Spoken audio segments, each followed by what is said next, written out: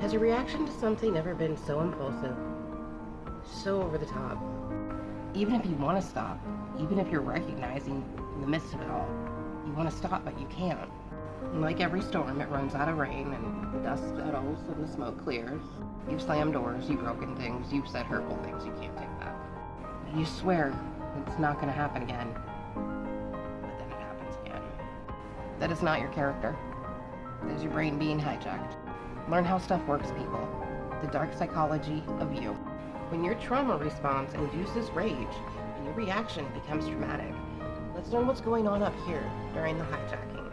Dr. Tina Payne Bryson and Dr. Daniel J. Seigel, in their book, The Whole Brain Child, they discuss the hand model, as used in last video, the upstairs brain, the downstairs brain.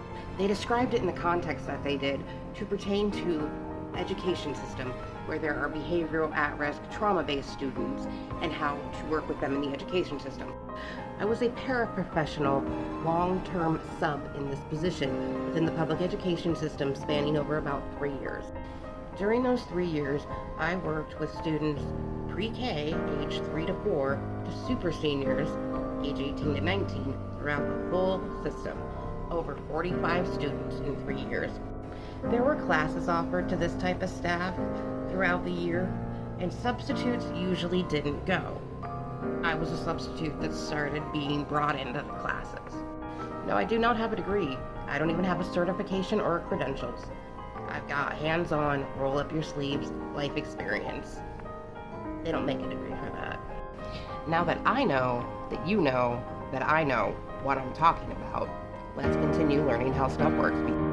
When your upstairs brain collapses over downstairs brain, emotions lock out logic and reasoning, your cortisol spikes, your amygdala is firing. The self-preservation survival mode is in full gear. Everything that your brain is doing is trying to protect you using only the tools it has. Not only is your adrenaline pumping, but your endorphins are surging to dull the pain, because this pain in your brain, the emotion, everything, is the same as recognized by the brain as physical pain. The endorphins are surging to dull it. It's the same thing that is described in addiction. Your brain has become addicted to that rush. Your trauma and your reactions, however, do not have to become your identity. There is hope in the rewire. On the road to learning how stuff works, people, we'll learn more about the dark psychology of you.